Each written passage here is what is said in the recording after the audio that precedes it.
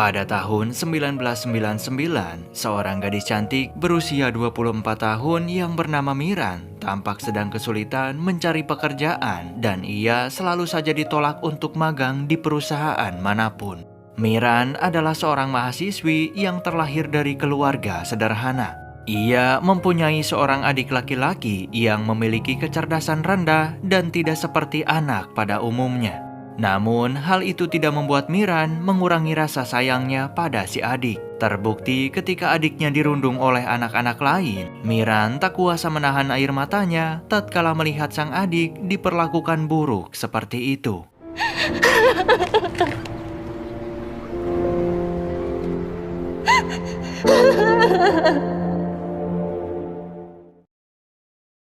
Karena sulitnya mencari kerja, mau tak mau Miran bersedia mengikuti acara program hiburan televisi untuk mendapatkan penghasilan. Dan acara itu disutradarai oleh Ma Dong-chan, seorang pria tampan berusia 32 tahun yang memiliki pola pikir anti-mainstream. Ya, Dong-chan selalu ingin membuat acara yang tidak biasa atau bahkan tidak terpikirkan serta tidak mau dilakukan oleh orang lain. Akan tetapi, rupanya acara-acara hiburan super aneh yang Ma Dong-chan buat sukses menjadi acara favorit. Bahkan, Dong-chan berhasil mendapatkan penghargaan sebagai sutradara program acara hiburan terbaik di tanah air. Tak lupa, Dong-chan memanggil Hayong untuk naik ke atas panggung. Ya, gadis cantik itu adalah kekasihnya sekaligus rekan kerja Dong-chan yang selalu menemani perjuangannya. 제 여자친구입니다.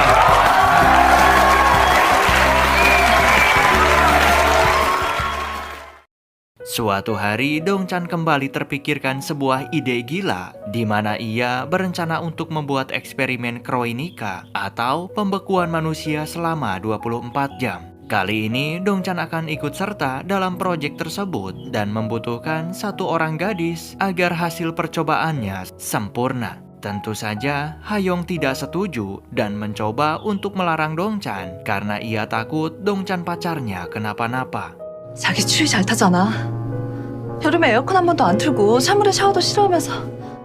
Akan tetapi, Yonggi asistennya memberikan saran kepada Dong-chan untuk mengajak Miran saja. Mengingat gadis itu telah banyak mensukseskan acara mereka dan yang paling penting, Miran sama sekali tidak kenal rasa takut. Namun, ternyata Yonggi kesulitan untuk meyakinkan Miran meski telah mengiming-iming upah sebanyak $5.000. Jelas pada waktu itu, uang $5.000 sangat amat banyak. Akan tetapi, Miran tetap menolak karena gadis itu berpikir proyek pembekuan manusia dirasa sangat berbahaya. Profesor Wang kemudian menjelaskan tentang proyek kroinika kepada Miran. Beliau juga menegaskan bahwa Profesor Wang akan menjamin keselamatan Miran sepenuhnya.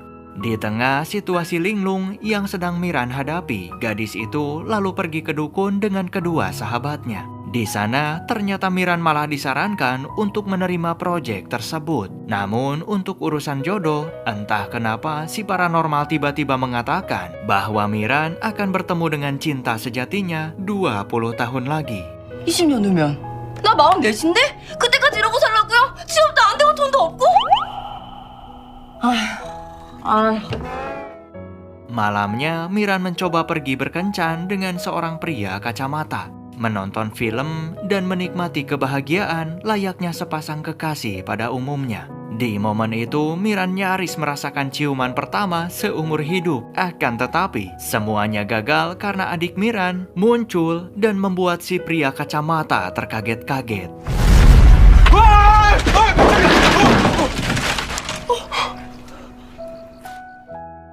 Di sisi lain, Dong-chan meyakinkan Hayong bahwa proyek pembekuannya pasti berjalan dengan lancar. Sambil memasangkan cincin, Dong-chan berjanji ia pasti akan kembali dengan selamat.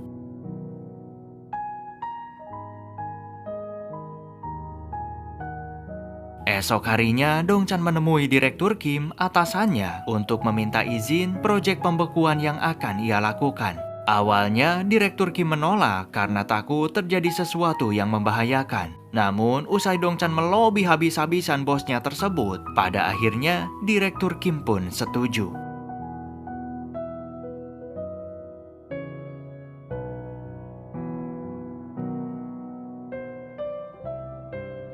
Sementara itu, Miran begitu kaget saat tak sengaja mendapati si pria kacamata pacarnya ternyata sedang asyik berselingkuh dengan wanita lain. Tak bisa menahan emosi, Miran pun langsung menendang pria bajingan itu sampai tercebur ke dalam air. Yah, ternyata Ma Dongchan juga menyaksikan kejadian itu dari kejauhan. Usai situasi udah tenang, Dongchan kemudian sekali lagi mengajak Miran untuk bersedia mengikuti eksperimen pembekuan bersama dirinya. Dongchan menjelaskan bahwa ia melakukan itu bukan karena tuntutan pekerjaan semata, tetapi Dongchan ingin membuat perubahan besar untuk masa depan manusia. Sebab Profesor Wang pernah bilang kalau pembekuan manusia bisa menyembuhkan beberapa penyakit atau bahkan kelainan. Dongchan percaya bahwa dengan suksesnya eksperimen Kroinika tersebut, dirinya bisa membantu lebih banyak orang suatu saat nanti. Dan ya, mendengar penjelasan dari pria itu, Miran seketika teringat dengan adiknya yang selalu dibully anak-anak lain hanya gara-gara memiliki kelainan. Miran berpikir bahwa jika proyek Kroinika berhasil, maka besar kemungkinan proyek pembekuan itu juga bisa membuat adiknya sembuh dan akan menjalani hidup dengan normal. Demi kesembuhan sang adik, Miran pun bersedia untuk dibekukan. 저 일이 있어서.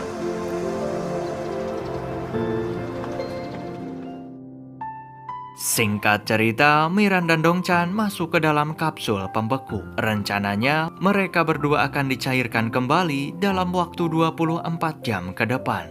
Yonggi dan satu orang kameramen bertugas untuk meliput sekaligus memastikan bahwa eksperimen itu berjalan dengan lancar.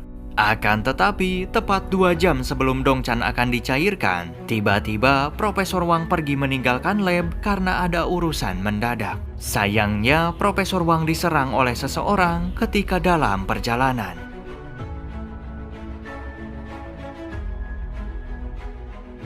Jelas saat alarm pencairan berbunyi, Profesor Jo atau asistennya Profesor Wang, beliau tampak begitu kepanikan karena Profesor Wang masih belum kembali ke lab. Dan celakanya, satu-satunya orang yang bisa mencairkan Dongchan dan juga Miran tersebut hanyalah Profesor Wang saja. Setelah proyek Kroinika gagal total, maka Profesor Jo memilih untuk menekan tombol rahasia dan memindahkan semua eksperimennya ke ruangan bawah tanah.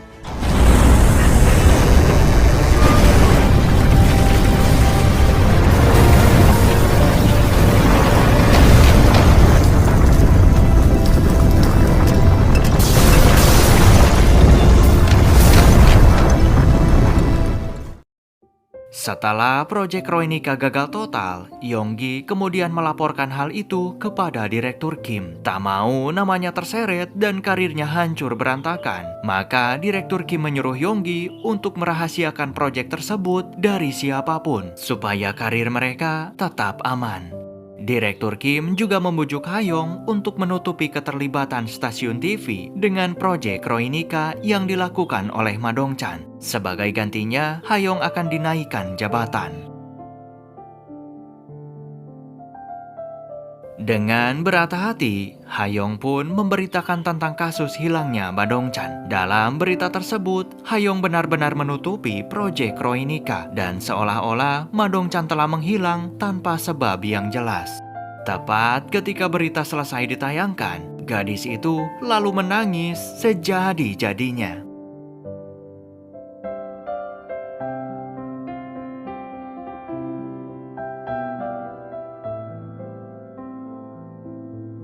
Setelah Miran tak pulang selama berhari-hari, pihak keluarga begitu sangat khawatir, terutama dengan adik laki-lakinya, di mana bocah malang itu menangis sedih dan terus memanggil-manggil nama sang kakak sambil meniupkan peluit dengan harapan Miran kakaknya akan segera pulang. Luna, Luna, Luna.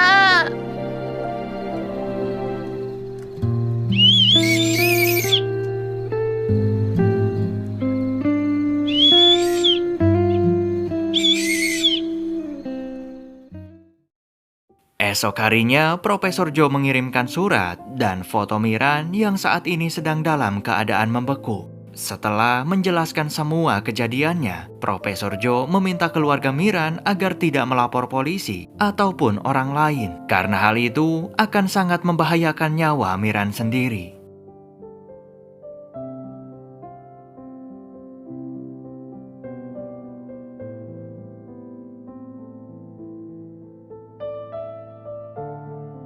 Sementara itu, keluarga Dongchan juga tampak kebingungan karena Ma Dongchan, putra cikal mereka, telah menghilang tanpa jejak. Ya, rupanya pihak keluarga Dongchan tidak diberitahu tentang proyek Kronika tersebut hingga detik ini. Hari demi hari, tahun demi tahun, hingga waktu 20 tahun pun berlalu begitu cepat. Dan saat itu adalah tahun 2019.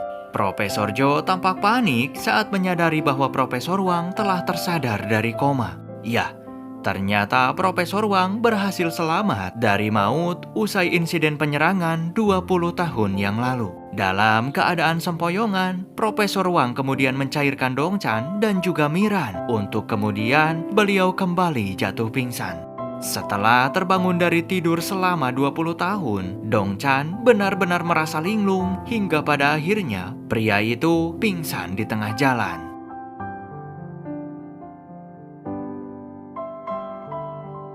Ketika di rumah sakit, Dongchan meminta pihak rumah sakit agar segera menghubungi Yonggi, asistennya. Jelas Yonggi kaget setengah mati karena Ma Dongchan kembali hidup setelah menghilang 20 tahun. Tak lama kemudian, keluarga Dongchan datang ke sana dan mereka tampak terkejut karena wajah Dongchan masih tetap muda sama seperti 20 tahun lalu, padahal usianya saat ini telah menginjak 52 tahun. Bahkan adik laki-laki dan juga adik perempuannya jauh lebih tua daripada Dongchan sendiri. 오빠!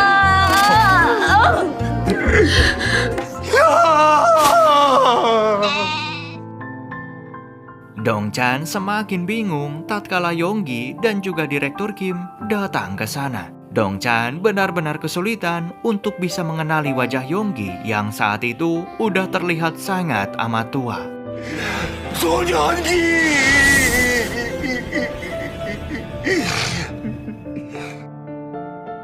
Di sisi lain, Miran yang juga udah terbangun, gadis itu lalu pulang ke rumahnya. Meski sama-sama dalam keadaan linglung dan kepalanya sangat puyeng, tetapi Miran berusaha sekuat tenaga untuk segera bertemu keluarganya. Menyadari orang tuanya telah pindah rumah, Miran tak punya pilihan selain harus pergi ke polsek setempat untuk melapor. Tentu saja kabar kembalinya Miran membuat sang ibu menangis bahagia. Saat itu, Miran dan juga Dongchan baru sama-sama menyadari bahwa ternyata mereka sedang berada di tahun 2019 dan keduanya telah tertidur selama 20 tahun. Perasaan Miran semakin hancur tatkala ia mendengar suara peluit dari adiknya. Ya, meski si adik telah tumbuh dewasa, tetapi Miran masih bisa mengenali adiknya tersebut.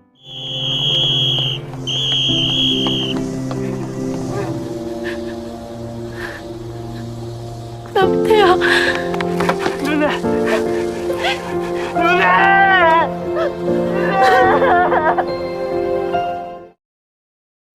Rupanya kehidupan ekonomi keluarga Miran telah berubah menjadi lebih baik setelah sang ibu membuka bisnis dengan uang $5.000 hasil bayaran Miran mengikuti eksperimen Kronika 20 tahun yang lalu.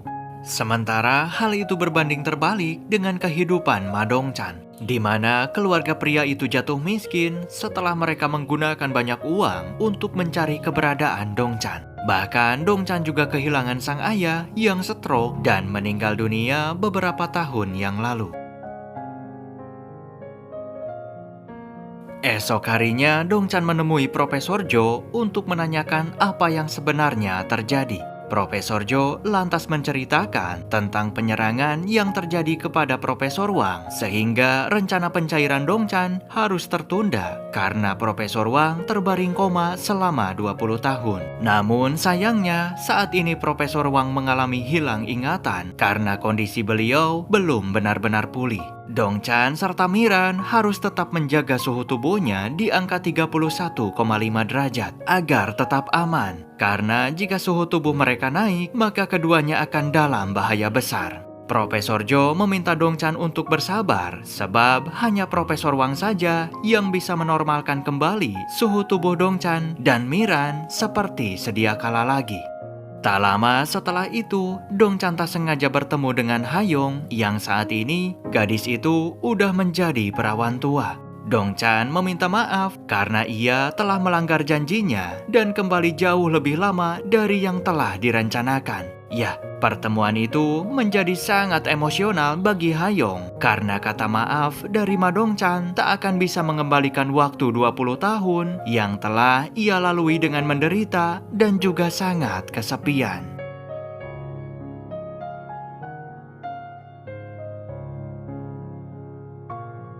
Beberapa saat kemudian, Miran mendatangi stasiun TV tempat Ma Dongchan bekerja. Di sana, ia mencaci maki Dongchan habis-habisan karena telah membuat Miran melewatkan waktu 20 tahun dengan tertidur.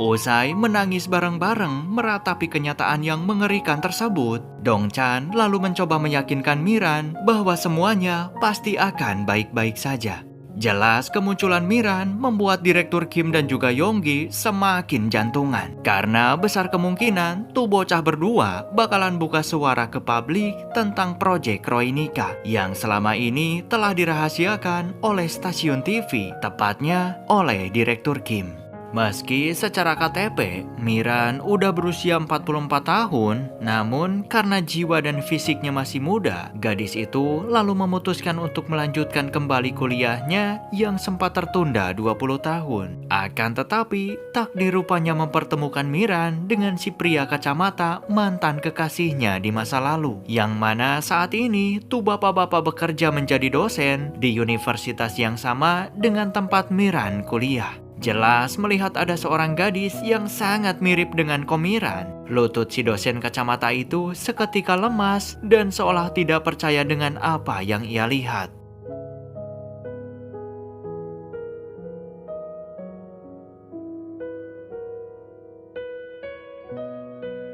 Sementara itu, Dongchan tengah memarahi Yonggi di kantor. Meskipun sekarang secara jabatan Yonggi adalah atasannya Dongchan, tetapi Ma Dongchan tetap tidak terima dan akan memperlakukan Yonggi layaknya asisten sama seperti 20 tahun yang lalu. Di tengah perdebatan tersebut, tiba-tiba Miran menghubungi Yonggi dan gadis itu bilang bahwa ia ingin membuat perhitungan dengan stasiun penyiaran televisi. Ya, ternyata Miran meminta kompensasi atas waktu 20 tahun yang telah ia buang cuma-cuma hanya karena ikut proyek eksperimen Kronika. Miran meminta uang 70 juta dolar kepada Direktur Kim sebagai ganti rugi. Tentu saja jantung mereka bertiga nyaris copot berjamaah, sebab 70 juta dolar tentu bukanlah jumlah uang yang sedikit. Bahkan jika Direktur Kim bekerja sampai mati, kemudian reinkarnasi lagi, mati lagi, dan ditambah 20 tahun, uang 70 juta dolar itu tidak akan bisa beliau kumpulkan.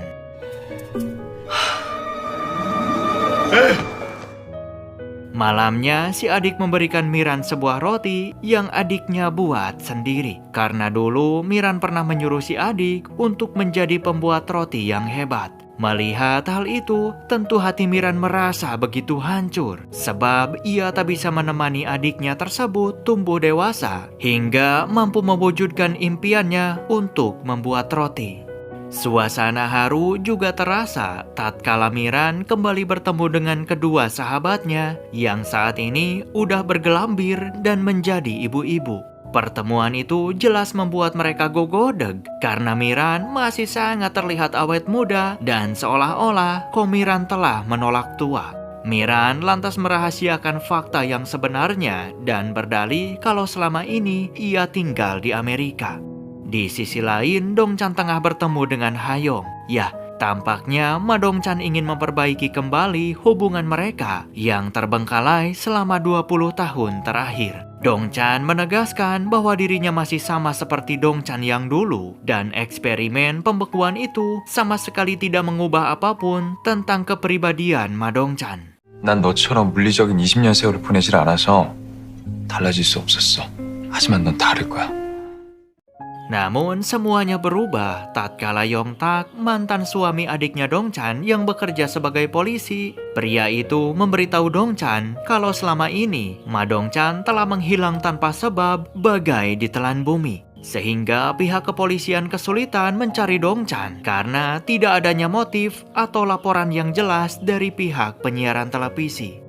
Usai mendengar kenyataan itu, Dongchan lalu mengamuk kepada Yonggi karena Yonggi, Direktur Kim, serta semua orang di stasiun penyiaran telah sengaja merahasiakan proyek Roinika, sehingga membuat Dongchan dan juga Komiran harus membeku selama 20 tahun. Hayong yang mendengar keributan itu dari kejauhan tampak panik karena mau bagaimanapun Hayong juga ikut terlibat merahasiakan kejadian itu dari publik. Di tengah situasi yang mulai kacau, tiba-tiba Komiran datang dan gadis itu mengatakan bahwa ia ingin bekerja di stasiun penyiaran. Hitung-hitung sambil menunggu Direktur Kim membayar hutang 70 juta dolar kepadanya. Dan ya, tentu saja Dongchan mengungkapkan rasa kekecewaannya kepada Hayong karena satu-satunya wanita yang ia cintai 20 tahun lalu justru dengan mudahnya malah ikut merahasiakan penyebab hilangnya Ma Dongchan alih-alih mencari dan melaporkannya kepada polisi.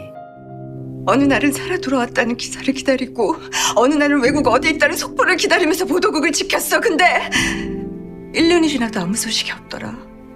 그렇게 2년, 3년 내가 살아 돌아와서 실망했어? 누구도 시키지 않은 일이었잖아. 내가 혼자 저지른 일이잖아. 근데 너한테 이러면 안 되는 거잖아.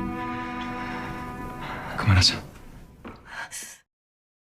Dikarenakan suhu tubuh Dongchan dan juga Miran harus tetap di angka 31,5 derajat, maka hampir setiap malam tuh bocah berdua sering merasa gerah dan tidur di dalam kulkas. Yang jelas, orang normal tidak mungkin melakukan hal itu. Kondisi Profesor Wang yang belum sembuh total membuat Profesor Jo terpaksa meminta bantuan Dongchan untuk memindahkan beliau ke tempat yang lebih aman serta tidak terduga oleh musuh. Sebab Profesor Jo sangat khawatir pihak musuh akan menemukan Profesor Wang jika terus-menerus bersembunyi di dalam lab seperti itu. Alhasil, Dongchan membawa Profesor Wang untuk tinggal bersama keluarganya Dongchan di siang hari. Dan ketika malam tiba, maka Profesor Wang akan tidur di rumahnya Komiran. Meski kedua pihak keluarga awalnya tidak setuju, namun dikarenakan Profesor Wang adalah satu-satunya orang yang bisa menetralkan suhu tubuh Ma Dongchan dan juga Komiran, maka mau tak mau mereka pun harus menerimanya. Karena berita kemunculan Ma Dongchan perlahan mulai ramai digosipkan di sosmed, maka Direktur Kim membujuk Dongchan agar membuat klarifikasi bohong, seolah-olah Dongchan baru saja pulang dari luar negeri usai merasa sangat jenuh dengan pekerjaannya 20 tahun yang lalu. Direktur Kim memberikan sebuah mobil serta berjanji ia akan menuruti apapun yang Dongchan minta, asalkan Ma Dongchan mau merahasiakan proyek Roinika sebab hal itu bisa merusak karirnya Direktur Kim.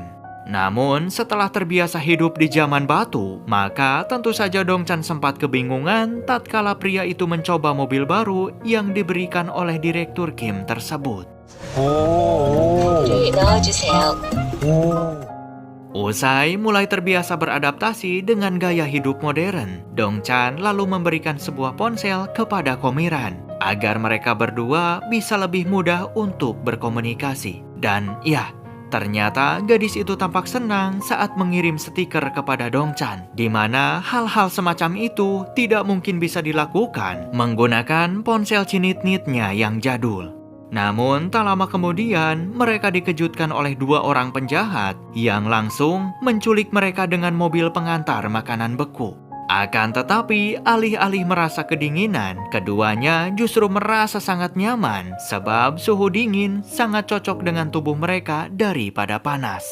Tak lama setelah itu, ketika si pelaku lengah, mereka berdua memanfaatkan situasi dan melawan hingga berhasil kabur. Sayangnya, berlari di tengah terik matahari membuat suhu keduanya naik dan Komiran jatuh pingsan. Dongchan berusaha sekuat tenaga membawa Miran pergi ke puskesmas terdekat, meskipun dirinya sendiri udah hampir mencapai batas maksimal.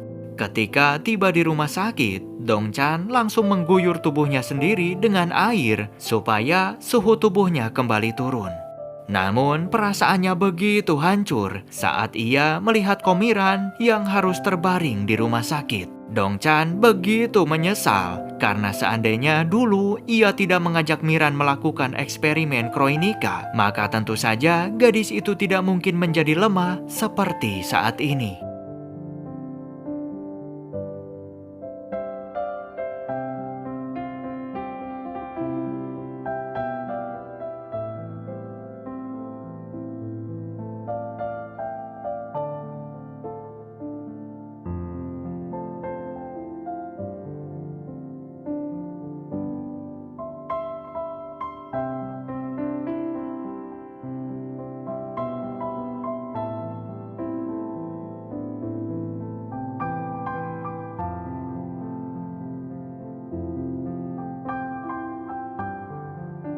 Beberapa hari kemudian, Hayong mengajak Ma Dongchan untuk membuat berita klarifikasi di tengah banyaknya spekulasi publik yang saat ini viral di sosial media. Tentu saja Dongchan harus membuat berita bohong sesuai dengan permintaan dari Direktur Kim tempo hari. Namun secara mengejutkan, Dongchan memberitahu pemirsa bahwa dirinya baru saja bangkit usai melakukan proyek Kroinika dan tubuhnya membeku selama 20 tahun. Akan tetapi, Dongchan menjelaskan bahwa proyek itu ia lakukan tanpa sepengetahuan orang lain, termasuk stasiun penyiaran tempat ia bekerja. Tentu saja pengakuan Dongchan tersebut membuat namanya terkenal bak seorang pahlawan di era modern. Ya, kejujuran Dongchan tanpa disadari ternyata membawa dirinya naik ke puncak popularitas. 고마워요, 엄마. 고맙기는 무슨... Sementara itu, Hayong tampak merasa cemburu kepada Miran karena lambat laun gadis itu mulai merebut Dongchan dari Hayong. Apalagi saat ini Miran bekerja menjadi asistennya Dongchan, di mana mereka akan sering menghabiskan waktu bersama-sama. Dongchan kemudian memberikan kartu pengenal, jam tangan pengukur suhu, serta tak lupa pria itu juga membawakan obat penurun demam untuk Komiran. Karena Dongchan tak mau Miran sampai masuk rumah sakit lagi hanya gara-gara suhu tubuhnya tidak terkontrol.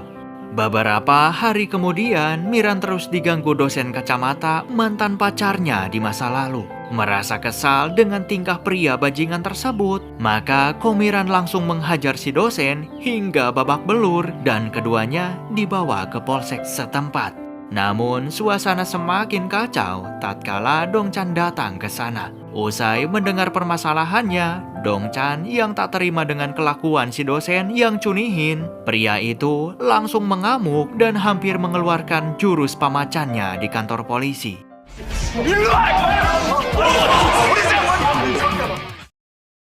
Malamnya, Dongchan menonton sebuah acara debat di TV, di mana dalam acara tersebut, Ma Dongchan sebagai si manusia es sedang diperdebatkan tentang usianya yang secara angka memang sudah tua, namun sangat tidak relevan dengan kondisi fisiknya saat ini. Akan tetapi, perdebatan itu tiba-tiba berhenti tatkala seorang perempuan anonim menelpon ke acara itu dan menyarankan mereka untuk segera menikahkan Ma Dongchan dengan seseorang karena sebentar lagi manusia es itu akan genap berusia 60 tahun. Menyadari si penelpon itu adalah Komiran, Dongchan lalu memarahi gadis tersebut karena telah mempermalukan dirinya dan menyebut bujang lanjut usia di acara televisi tadi. Dan yang paling penting, Dongchan juga ingin Miran lebih berhati-hati lagi karena ia tak mau rahasia Komiran sebagai manusia Kroinika kedua sampai diketahui orang-orang. Sebab hal itu bisa membuat Komiran terlibat masalah besar. Esok harinya, Hayong menemui Dongchan untuk memintanya kembali melanjutkan hubungan cinta mereka seperti 20 tahun lalu. Meski Hayong memang merasa bersalah karena ia tidak mencari Dongchan selama ini, namun gadis itu ingin diberikan kesempatan sebab ia merasa tidak seharusnya cinta mereka berdua berakhir seperti itu. Mengingat Hayong udah setia menunggu kembalinya Dongchan dan belum menikah hingga detik ini. Akan tetapi, sayangnya Ma Dongchan tidak bisa memaafkan perbuatan Hayong tersebut. 미워 지금.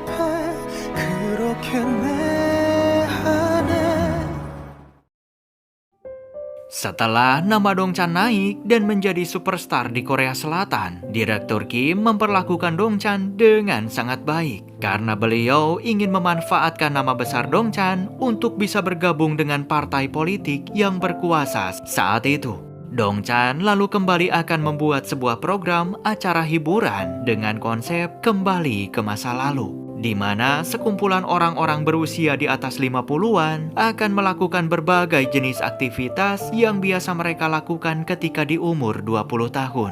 Dongchan lalu mengajak Komiran untuk pergi ke hutan mencari lokasi syuting yang cocok untuk proyek terbaru mereka.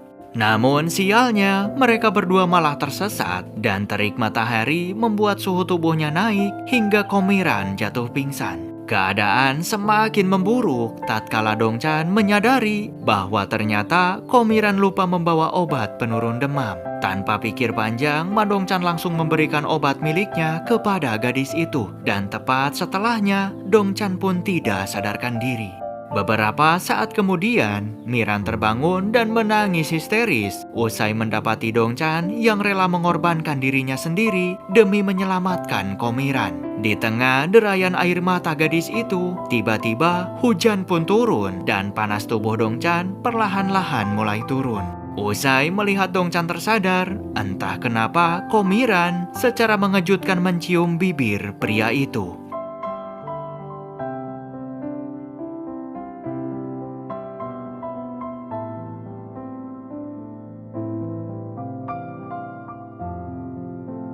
Setelah ciuman di hutan tadi, Miran benar-benar malu setengah mati kepada Ma Dongchan. Gadis itu buru-buru pulang dan bahkan tak sanggup untuk menatap wajah Ma Dongchan lagi. 없어요. 없다고? 야.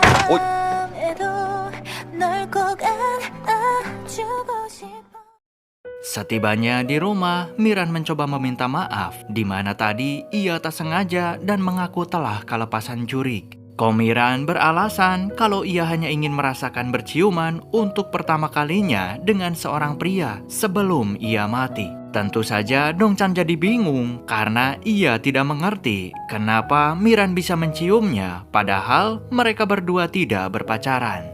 Esok harinya Dongchan melihat Komiran yang tampak canggung dan gadis itu menundukkan wajahnya yang terlihat memerah sepanjang waktu.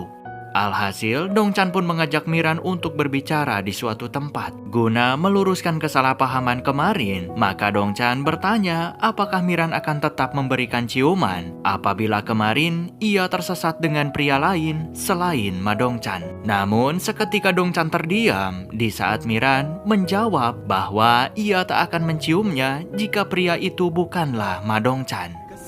사과할 필요 없어.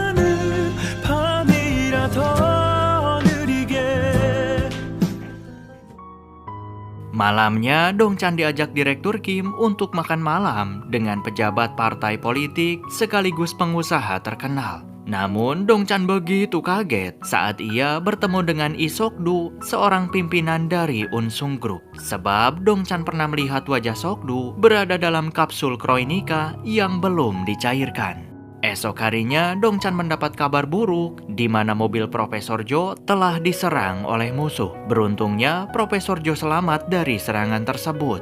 Akan tetapi, masalah belum selesai sampai di sana, di mana Profesor Jo menjelaskan bahwa obat penurun demam hanya bisa dipakai 1 hari sekali saja. Bahkan kemungkinan besar obat tersebut tidak akan bisa dipakai dalam jangka lama. Dongchan diminta untuk berhati-hati supaya suhu tubuhnya tidak naik, sebab hal itu bisa membuat Miran dan juga Dongchan dalam bahaya bahkan meninggal dunia. Hayong mencoba peruntungan terakhirnya dengan mengajak Dongchan untuk menemuinya di hotel. Namun ternyata hal itu harus berakhir sia-sia sebab Ma Dongchan tidak pernah datang untuk menemuinya. Mulai saat itu, Hayong pun menyadari kalau ia tidak akan bisa kembali bersama Dongchan lagi. Suatu hari, Miran mendapat pesan anonim yang meminta dikirimkan uang dengan mengaku sebagai sahabatnya. Dengan cepat, Miran mengirimkan uang tersebut karena takut sahabatnya sedang kesulitan. Namun setelah sahabatnya menegaskan bahwa itu bukanlah pesan darinya, seketika Komiran menyadari bahwa ia baru saja ditipu dan kehilangan uang 10 juta rupiah yang ia miliki. Miran yang sedang terpuruk, ia lalu pergi minum untuk menghilangkan kesedihannya. Miran bersedih bukan karena uangnya telah hilang, tetapi gadis itu sedih karena ia telah banyak tertinggal dari orang-orang di zaman modern. Bahkan Komiran masih tertipu dengan penipu recehan semacam itu.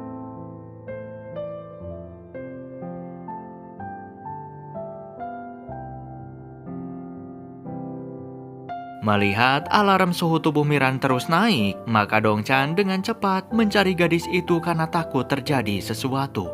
Dongchan lantas menegur Miran karena telah bertindak ceroboh dan suhu tubuhnya hampir mencapai batas. Awalnya Miran menyuruh Dongchan untuk berhenti sok peduli karena Miran tidak akan menyalahkan Dongchan atas apa yang terjadi dengan tubuhnya.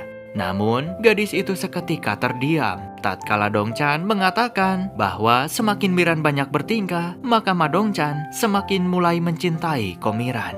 Perkataan Dongchan tersebut membuat Miran deg-degser dan tidak puguh rarasaan. Namun, Miran memberanikan diri untuk bertanya apakah Dongchan masih berpacaran dengan Hayong. Ma Dongchan lantas menjawab dengan tegas bahwa ia tidak berpacaran dengan Hayong. Namun, pria itu menyuruh Miran agar tetap menjaga jarak antara mereka berdua dan tidak boleh memiliki hubungan lebih dari rekan kerja biasa. Tentu saja, alasan Dongchan melakukan hal itu untuk menghindari hal-hal yang bisa membuat jantung Miran berdebar kencang, sehingga suhu tubuh gadis itu bisa meningkat drastis.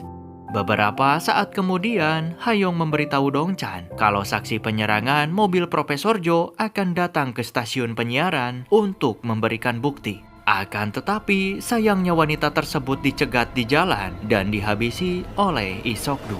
Dan ya, usut punya usut, wanita tersebut adalah istri dari Lee Sok-du. Dan pria jahat yang menghabisinya itu adalah adik kembarnya Lee Sok-du yang bernama Hong.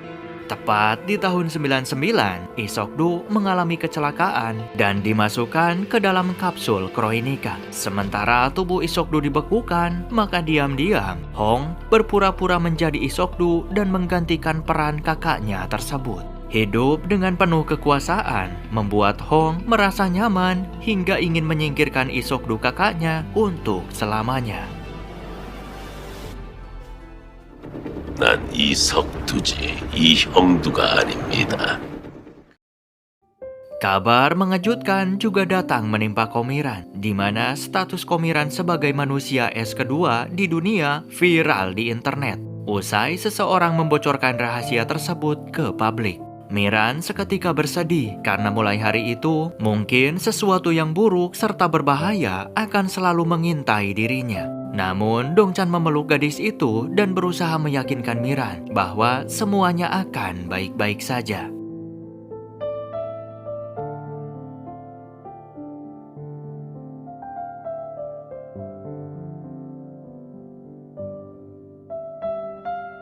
Di sisi lain, ingatan Profesor Wang mulai kembali pulih total. Namun sayangnya, di waktu yang sama, Hong juga telah menyadari kalau Profesor Wang ternyata masih hidup dan saat ini tinggal di rumahnya Komiran. Alhasil, Hong pun mengirimkan seseorang untuk menangkap Profesor Wang, di mana Hong kemudian mengancam sang profesor agar menutup kembali proyek Kroinika, supaya Lee Sok-du tidak akan pernah bangkit lagi. Profesor Wang juga harus menyebutkan ke publik bahwa proyek eksperimen tersebut telah gagal total. Jelas Hong ingin membuat publik seolah-olah percaya kalau manusia es hanyalah percobaan gagal dan dirinya akan menjadi Lee Sok-du untuk selamanya.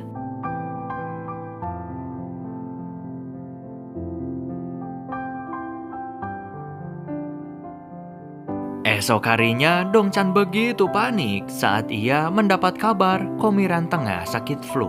Melihat gadis itu terbaring lemah di tempat tidur, air mata Dongchan perlahan menetes. Karena ia sangat menyesal telah membuat Komiran menderita seperti itu.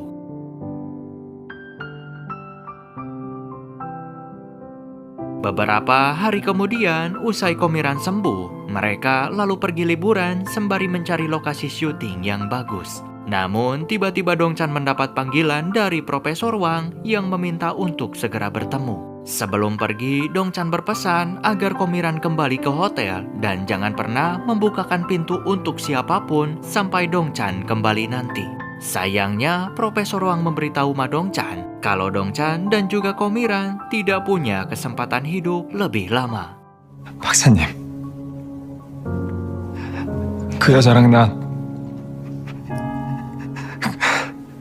그냥 살아가게 해주세요. 그냥 마음껏 사랑하고 같이 뒹굴면서 자고 그렇게 그냥 평범한 사람들처럼 살아가게 해주세요. 제발요. Usai mendengar kenyataan pahit tersebut, Dongchan lalu kembali ke hotel dengan keadaan putus asa. Merasa tidak punya harapan lagi untuk bertahan hidup, Dongchan kemudian mencium Komiran sambil menangis.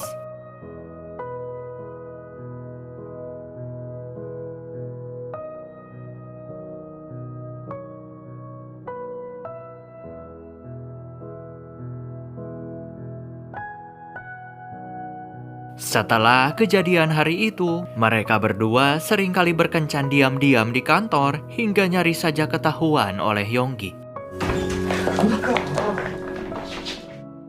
Tak hanya itu, Miran juga memperkenalkan Dongchan kepada adiknya, di mana hal itu adalah pertanda kalau Komiran mulai percaya kepada keseriusannya Ma Dongchan.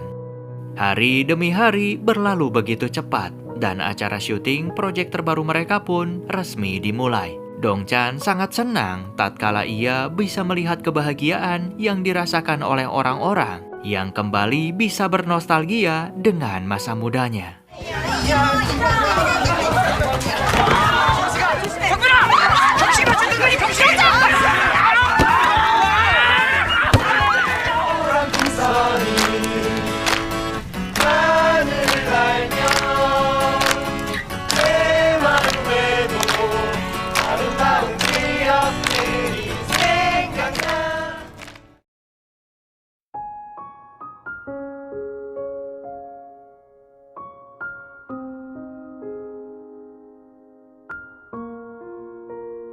Tak mau kejahatannya terungkap, maka Hong menyuruh Direktur Kim untuk membungkam kasus kematian istrinya.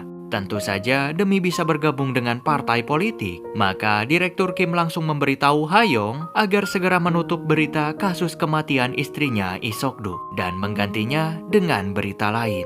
Namun, Hayong jelas tidak sebodoh itu. Gadis tersebut lalu menemui Hong yang sedang menyamar jadi Lee Sok-du. Hayong menjelaskan bahwa ia telah mengetahui semua kebusukan Hong. Akan tetapi, Hayong tidak peduli dengan semua itu. Ia datang ke sana hanya untuk membuat kesepakatan saja. Hayong bersedia menutup kasus asalkan Hong mau memasukkan kembali Komiran ke dalam kapsul Kronika. Tentu saja Hayong sangat membenci Miran usai gadis itu merebut Ma Dongchan darinya. Hong dan anak buahnya langsung bergerak cepat menyerang lab dengan niat menghabisi tubuh Lee Sok-du yang sedang membeku. Tetapi sayangnya mereka tidak berhasil menemukan tubuh tersebut karena Ma Dongchan dan juga Profesor Wang telah memindahkan Lee Sok-du ke tempat yang aman. Kesal karena rencananya telah gagal, maka Hong langsung menyandra Profesor Wang. Sementara itu, di waktu yang sama, tubuh Dongchan mengalami masalah di mana pria itu tampak sesak nafas dan perlahan-lahan mulai kehilangan kesadarannya.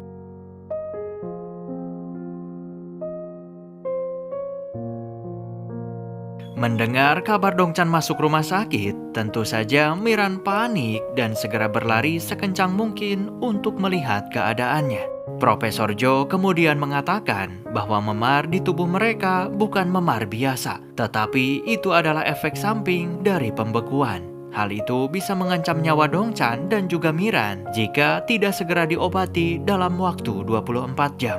Profesor Jo berjanji ia akan segera menemukan obat penawarnya meskipun tanpa bantuan Profesor Wang yang saat ini beliau sedang disekap oleh Hong. Dongchan lantas menyuruh Komiran untuk pulang dan beristirahat saja di rumah karena Dongchan juga akan segera keluar dari rumah sakit besok. Namun setibanya di rumah, rupanya Miran tidak bisa tidur dan terus-menerus memikirkan Ma Dongchan, seorang pria yang sangat ia cintai. Tanpa pikir panjang, Komiran pun bersiap untuk bergegas pergi ke rumah sakit. Akan tetapi, Miran begitu terkejut saat melihat Dongchan yang ternyata pria itu memaksakan diri untuk pulang secara diam-diam. 어디 가는 길이야? 보고 싶어서. Mereka berdua lalu lanjut minum supaya pikiran keduanya merasa sedikit lebih baik. Di sana, Miran kemudian menangis dan menyalahkan takdir. Kenapa Dongchan membuat Komiran benar-benar jatuh cinta di saat umur mereka berdua telah diambang kematian. Dongchan lantas menjelaskan bahwa apapun yang terjadi, mereka tidak akan mati dengan mudah. Dongchan berjanji mereka pasti akan sembuh dan kembali hidup normal seperti sedia kala lagi.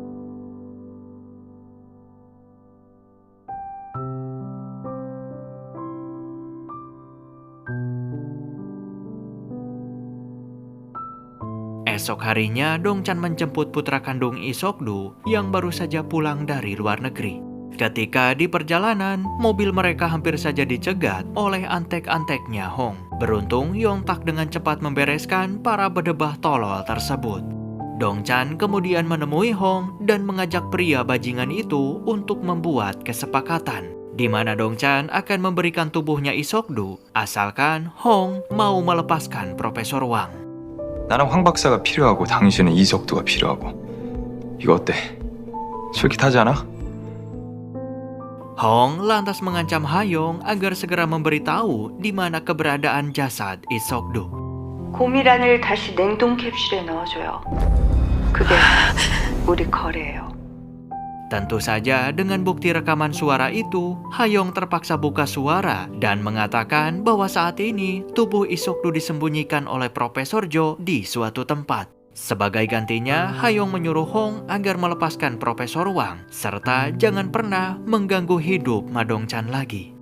Usai berpikir cukup panjang, akhirnya Hayong menghubungi Dongchan. Sambil menangis, gadis itu meminta Dongchan agar segera mengirimkan polisi untuk melindungi Profesor Jo. Sebab Hayong telah memberitahu Hong tentang semuanya.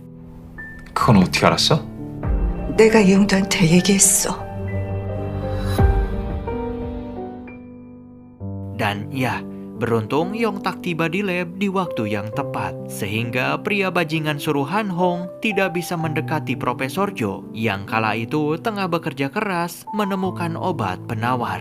Alhasil, Profesor Jo sukses menemukan formula yang cocok. Jelas hal itu membuat perasaan Dongchan dan juga Miran merasa sangat lega, meski obat tersebut baru bisa dipakai besok siang.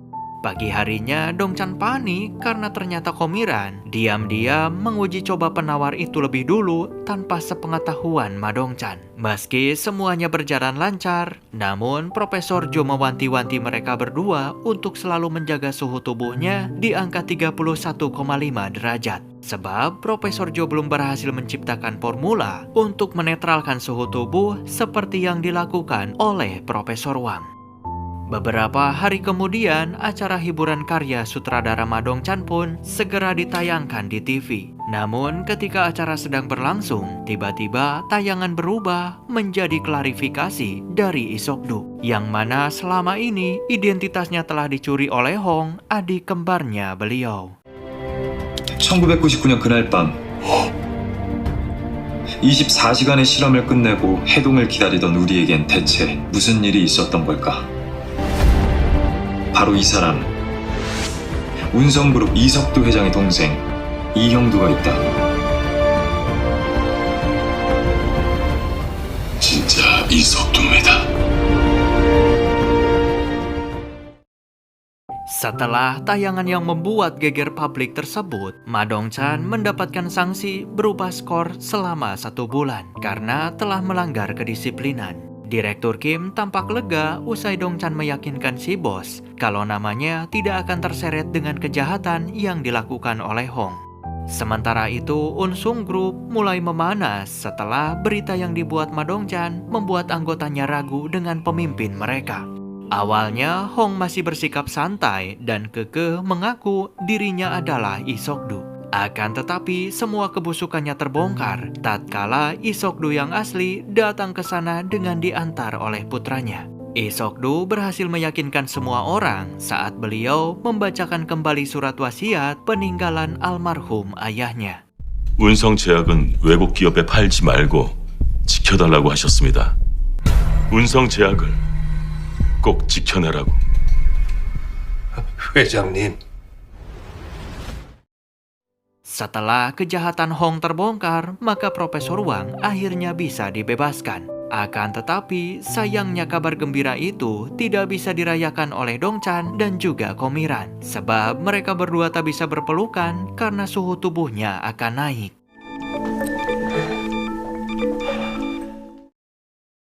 Beberapa saat kemudian, Dong-chan memutuskan untuk berhenti bekerja di stasiun televisi.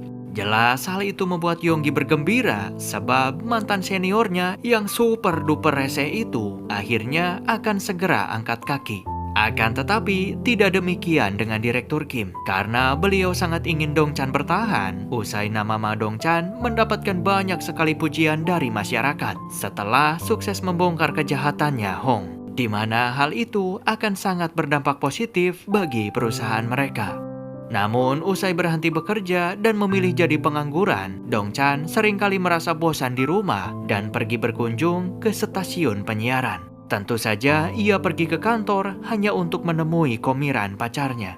Dong-chan bahkan puluhan kali disodorkan penawaran untuk bergabung dengan stasiun TV lain dengan gaji 10 kali lipat lebih besar. Akan tetapi, pria itu selalu saja menolak karena Dong-chan tak mau berpisah jauh-jauh dengan Komiran. Suatu hari, Dong-chan mendapatkan info dari si kameramen senior yang bertugas meliput proyek Roinika bersama Yonggi 20 tahun yang lalu. Pria itu bercerita bahwa dulu 20 tahun lalu, Hayong pernah datang menemuinya dan mengajak untuk melapor polisi, serta mengusut kasus hilangnya Dong-chan sampai tuntas. Namun saat itu ia sangat takut sehingga menolak ajakan Hayong tersebut. 거절했어요. 죄송해요. Usai mendengar kenyataan itu, Dong-chan lantas menemui Hayong dan bertanya kenapa Hayong tidak mengatakan semuanya kepada Dong-chan dengan jujur. Jika Hayong berkata jujur sejak awal, mungkin Dong-chan tidak akan pernah salah paham dan menganggap Hayong telah meninggalkannya. Akan tetapi, Hayong bilang bahwa awalnya ia memang ingin mencari Dong-chan. Tetapi seiring berjalannya waktu, Hayong justru memilih merelakan kepergian Dong-chan demi kesuksesan karirnya sendiri. Maka dari itu, Hayong berpesan agar Ma Dong-chan jangan pernah memaafkan kesalahan Hayong.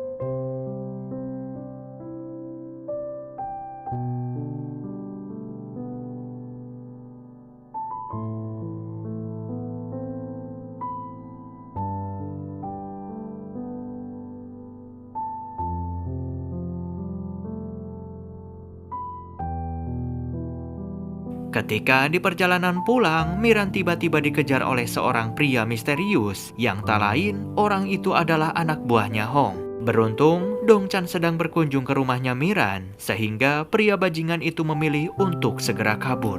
Namun dikarenakan Miran masih sangat marah dan juga cemburu, usai tadi siang melihat Dong-chan berpelukan dengan mesra bersama Hayong di atap, maka Komiran menyuruh Dong-chan untuk pulang saja karena saat itu suasana hatinya Miran lagi sangat buruk. 실수할 것 같아요.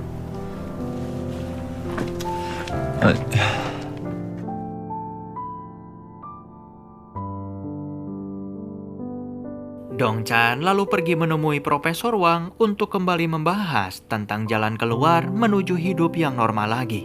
Saat itu, Profesor Wang meminta maaf karena beliau telah mengucapkan kata-kata buruk yang mungkin membuat Dongchan putus asa tempo hari. Sebab saat itu, Profesor Wang tak punya pilihan karena Hong telah mengancam beliau. Namun setelah Hong berhasil dijebloskan ke dalam penjara, Profesor Wang berjanji ia akan segera membuat formula penetral suhu tubuh agar Dongchan dan juga Komiran bisa segera hidup normal kembali. Dan ya, tak perlu waktu lama, Profesor Wang pun sukses meracik ramuannya, di mana suhu tubuh Dongchan akan segera normal dalam waktu dekat.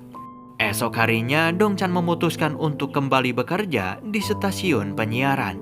Akan tetapi, ia langsung diinterogasi oleh Komiran yang menanyakan apa maksud Dongchan berpelukan mesra sama Hayong di atap kemarin. Namun, Dongchan enggan menjelaskan secara jentre tentang kejadian waktu itu, yang mana pada intinya Dongchan hanya menyelesaikan kesalahpahaman lama bersama Hayong. Dongchan juga meyakinkan Miran bahwa Komiran adalah satu-satunya gadis yang saat ini Dongchan cintai.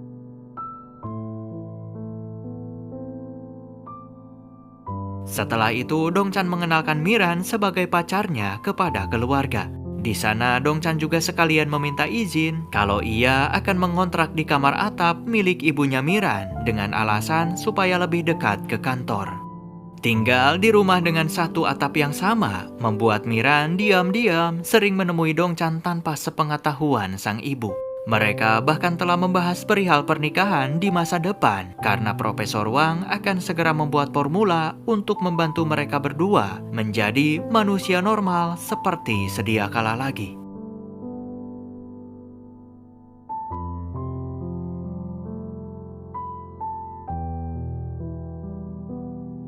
Suatu hari, Dongchan memutuskan untuk menjadi orang pertama yang disuntik penetral suhu tubuh. Tentu saja, pria itu ingin memastikan bahwa formula ciptaan Profesor Wang tersebut sangat aman sebelum disuntikan ke tubuhnya Komiran. Alhasil, Dongchan pun demam tinggi dan tubuhnya menggigil semalaman. Akan tetapi, tepat menginjak hari kedua, kondisi Dongchan mulai membaik. Tenaga serta kebugaran tubuhnya seolah hampir sembuh total. Hanya saja suhu tubuh Dongchan masih belum mencapai titik normal karena ia harus melakukan penyuntikan yang kedua minggu depan nanti. Hari selanjutnya, Dongchan mulai bisa merasakan dingin. Padahal sebelumnya, Dongchan seringkali tidur dengan wajah dimasukkan ke dalam kulkas dan tidak pernah merasakan dingin sedikit pun. Merasa tubuhnya hampir kembali normal, Dongchan memanfaatkan kesempatan itu untuk mengajak Komiran pergi bersenang-senang serta menaiki sepeda. Di mana saat itu tubuh Dongchan mulai kebal untuk bisa melakukan aktivitas yang berkeringat sekalipun.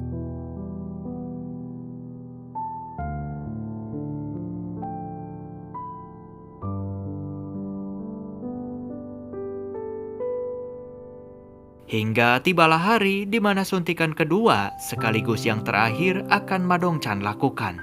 Jelas tubuh Dongchan seketika menggigil hebat dan demam tinggi sepanjang malam. Akan tetapi ketika pagi hari tiba, pria itu tampak sangat bahagia karena suhu tubuhnya telah berada di angka 36 derajat. Yang mana itu artinya saat ini Dongchan telah kembali menjadi manusia normal seperti sedia kala. 나 지금 36.5도야. 진짜 잘 됐다. Dongchan kemudian menemui Komiran sambil memeluk gadis yang sangat ia cintai. Dongchan mengatakan bahwa setelah Miran disuntik nanti, maka mereka berdua akan menjalani hidup normal seperti orang lain. Namun Miran menolak disuntik besok dan rencananya ia akan disuntik 3 hari lagi setelah semua pekerjaannya selesai. Kabar baik itu langsung disampaikan Dongchan kepada kedua orang tuanya Miran. Jelas mendengar putri mereka akan segera sembuh total dan jadi manusia seutuhnya lagi. Sang ibu tak kuasa menahan air matanya. Namun meski begitu, Dongchan tetap meminta maaf karena telah melibatkan Komiran dengan eksperimen yang sangat berbahaya tersebut. 평범한 사람들처럼 살 수 있어요. 일주일만 기다려주세요. Sayangnya, kejadian buruk lagi-lagi menimpa Komiran, di mana gadis itu menyelamatkan Dongchan dari serangan si pria bajingan. Walaupun Komiran harus terluka sangat serius di perutnya.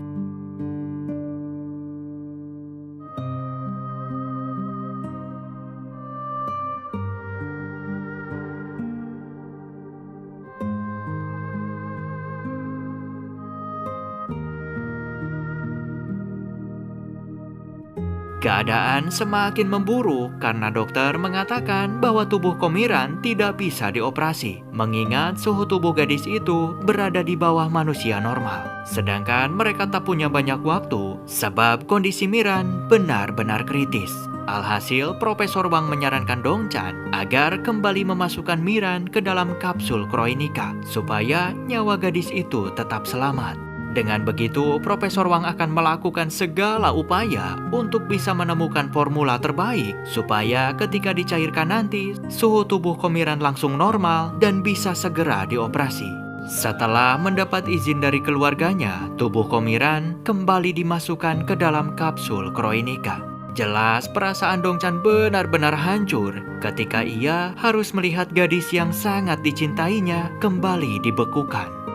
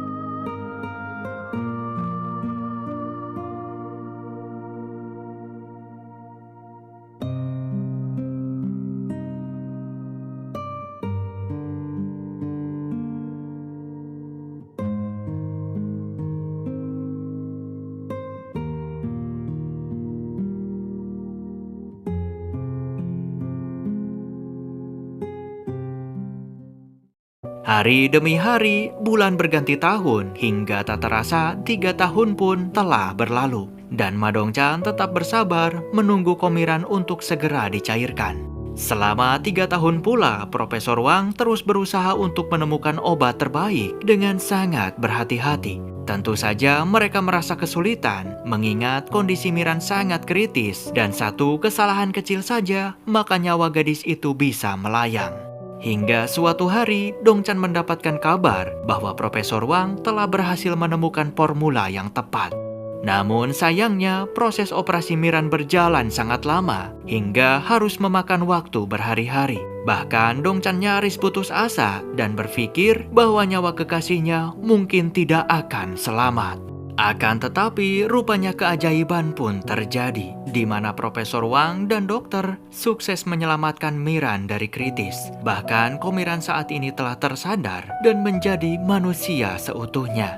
Mendengar kabar tersebut, jelas Ma Dongchan segera pergi ke rumah sakit untuk menemui pujaan hatinya. Dan ya, ternyata Miran telah sembuh total dan langsung menyambut kedatangan Ma Dongchan.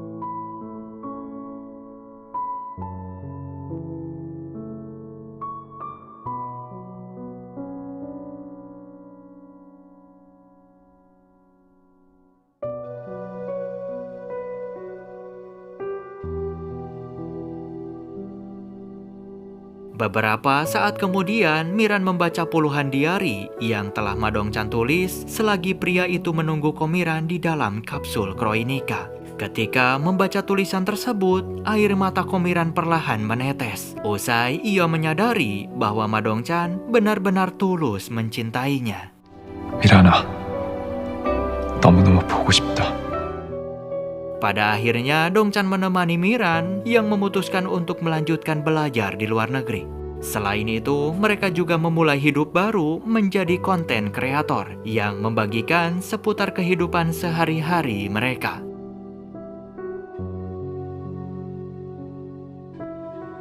Dan film pun selesai. Terima kasih telah menyimak konten ini sampai akhir. Mimin doakan semoga kamu sukses dan sehat selalu. Tetap semangat dan jangan lupa tersenyum. Dadah.